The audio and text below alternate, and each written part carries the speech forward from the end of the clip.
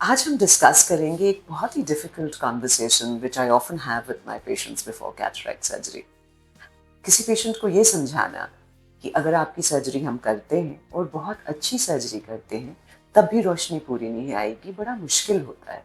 People often ask कि अगर surgery अच्छी होगी कैटरैक्ट की और मुझे कैटरैक्ट है तो मेरी रोशनी अच्छी क्यों नहीं आएगी। It is very important to understand all the determinants of vision. कौन कौन सी आंखों का स्ट्रक्चर हमारी आंखों की क्वालिटी ऑफ विजन को डिटर्मिन करता है। सबसे पहले कॉर्निया की बात करते हैं। हमारी जो काली पुतली होती है आइरिस, उसके ऊपर एक ट्रांसपेरेंट डोम ढक्कन सा होता है। अगर ये ट्रांसपेरेंट नहीं होता तो रोशनी अंदर ठीक से नहीं जाती और कैटरैक्ट सर्जरी के बाद भी हमारी रोशनी पूरी तरह नहीं आती। ये स्कारिंग कभी भी हो सकती है, किसी इन्फेक्शन की वजह से जिसको हम कॉर्नियल अल्सर कहते हैं, कई दफ़ा किसी चोट की वजह से भी हो सकती है। तो इस स्कार की वजह से अगर रोशनी पूरी तरह अंदर नहीं जाती और हमारी कॉर्निया पूरी तरह ट्रांसपेरेंट नहीं होती तो कैटरैक्ट सर्जरी के बाद रोशनी पूरी नहीं आती। अगर आपके कॉर्निया से लेकर के रेटिना के बीच में कोई भी ऐसी ओपेसिटी है जिसकी वजह से रोशनी पूरी तरह अंदर नहीं जा रही, जैसे कभी कभी विट्रस में पीछे का जो जेल होता है उसमें हेमरेज हो जाती है या खून उतर आता है, उसकी वजह से रोशनी बेहतर नहीं आती। अगर हमारी आंखों का पर्दा जिस पर की इमेज बनती है उस पर कोई नुकसान हो, यानी कोई भी रेटिनल डिजीज जैसे एज रिलेटेड मैक्यूलर डिजेनरेशन, जैसे मैक्यूलर एडीमा, जैसे डायबिटिक रेटिनोपैथी, इन सब केसेस में भी हमारी रोशनी कैटरैक्ट सर्जरी के बाद भी ठीक से नहीं पूरी तरह बढ़ती। एक और चीज बहुत इंपॉर्टेंट है, याद रखिएगा आंख एक कैमरे की तरह फंक्शन करती है।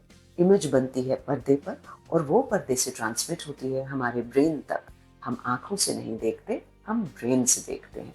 और ये आई टू ब्रेन ट्रांसमिशन जिस केबल से होता है उसको हम ऑप्टिक नर्व कहते हैं, आंखों की नस।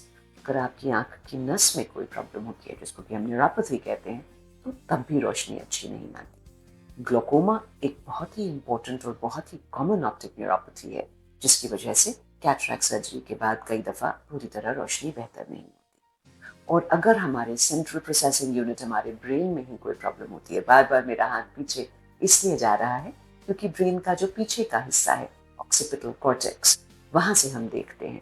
अगर हमारे ऑक्सीपिटल कॉर्टेक्स में कोई नुकसान हुआ होता है किसी स्ट्रोक की वजह से, किसी डीमाइलिनेटिंग डिजीज की वजह से, तो तब भी हमारी आंखों की रोशनी बेहतर नहीं होती कैटरैक्ट सर्जरी के बावजूद।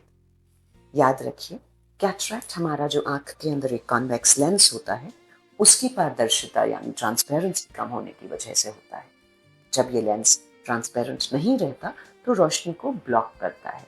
अगर हम इस लेंस को निकाल कर एक साफ क्लियर आर्टिफिशियल लेंस लगा देते हैं तो हमारी रोशनी वापस आ जाती है। ये समझना बहुत इंपॉर्टेंट है कि कैटरैक्ट सर्जरी सिर्फ विजन के एक डिटर्मिनेंट, एक कंपोनेंट को फिक्स करती है, बाकी सारी चीजें भी इक्वली इंपॉर्टेंट और उतनी ही महत्वपूर्ण है। हमेशा अपने डॉक्टर से समझिए कि प्रॉब्लम कहाँ है, क्यों है और उसका क्या सोल्यूशन हो सकता है। अगर आपके मन में अभी भी कैटरैक्ट सर्जरी को लेकर कोई भी क्वेश्चंस हैं, कोई भी सवाल हैं, तो प्लीज क्वेश्चन जरूर पूछिएगा कमेंट्स में। मेरा नाम डॉक्टर शिबल भारतीय है और मैं पूरी कोशिश करूंगी कि आपकी सवालों का जवाब दे सकूं। Understanding why your vision is going to be what it is going to be like, understanding what to expect from your cataract surgery is as important as understanding why you need the cataract surgery. समझना दोनों चीज़ों का बहुत ज़रूरी है कि cataract surgery की आंखों में ज़रूरत क्यों है हमारी, नंबर 1, और नंबर 2 उसके बाद हम क्या एक्सपेक्ट कर सकते हैं अपने vision related quality of life को लेकर।